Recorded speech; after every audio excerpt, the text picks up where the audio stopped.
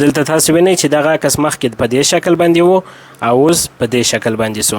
اوس کولای شئ په یو کلیک سره خپل عکس ایډیټ کړئ. تاسو هم د ډېر ایډیټ څخه ستړي شوي یاست او په یو عکس باندې په ساعتونو باندې ایډیټ کوئ. خو نن یو داسې طریقه درته ښیم چې ستاسو هر ډول ایډیټ خوښ وي کولای شئ په یو کلیک سره هغسې ایډیټ خپل عکس ته ورکړئ. دوستانو د هر څه نه مخکې باید تاسو خپل په موبایل کې دغه لایټ روم اپلیکیشن ولرئ. که چیرې دغه اپلیکیشن ولرئ ښه خبره ده. که چیرې دغه اپلیکیشن نه لرئ نو تاسو باید د پلی سټور څخه دغه اپلیکیشن ډاونلوډ کړئ. تاسو به پلی سټور خلاص کړئ او دلته به سرچ به ولیکئ لایټ روم.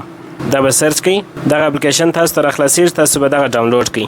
د دې اپلیکیشن د انسټالولو څخه وروسته به ګوګل ته ولاړ شئ او دلته به سرچ به ولیکئ apkrex.com. دغه ډاټ کام یې مهم دی. که چیرې تاسو دغه ډاټ کام ور نه کړئ نو دغه ویب سایټ نه راخلاصېږي. دا به سرچ کړئ نو تاسو ډایرکټ دغه ویب سایټ ته داخلېږئ. دلته به سرچ کې تاسو ولیکئ پریسیټ. دا به سرچ کړئ. دغه اول اپلیکیشن تاسو ته راخلاصېږي، تاسو به پر دې باندې کلیک وکړئ. د هغه څخه وروسته به لاندې ولاړ شئ، د ډاونلوډ بټن به پیدا کړئ او دغه اپلیکیشن به خپل موبایل ته ډاونلوډ کړئ. دغه پریسیټ اپلیکیشن چې مو کله ډاونلوډ کړئ دا به خلاص کړئ. په دې کې تاسو وګورئ چې قسم ډیزاینونه دي د عکسونو، چې هر قسم ایډیټ تاسو خوښ وي تاسو کولی شئ چې هغه خپل عکس ته ورکړئ. مثلا زه دغه عکس انتخابوم او وروسته به تاسو پر ډاونلوډ باندې کلیک وکړئ. دغه عکس به ستاسو موبایل ته ډاونلوډ شي.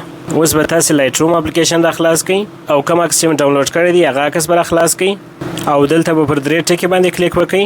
دلته کاپي سیټینګ لیکلی دی دغه به ووایئ او په دې ځای کې به دغه ټیک مارک ووهئ. د هغه څخه وروسته به شاته ولاړ شئ او کوم عکس چې تاسو ایډیټ کول غواړئ هغه عکس به انتخاب کړئ. هغه عکس ما انتخاب کړئ.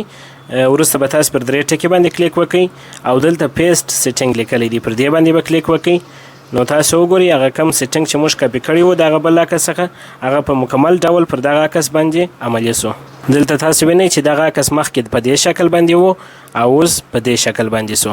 هغه رقم چې تاسو هر ډول ایډیټ خوښ وي تاسو کولی شئ چې په یو کلیک سره خپل عکس ته ورکړئ.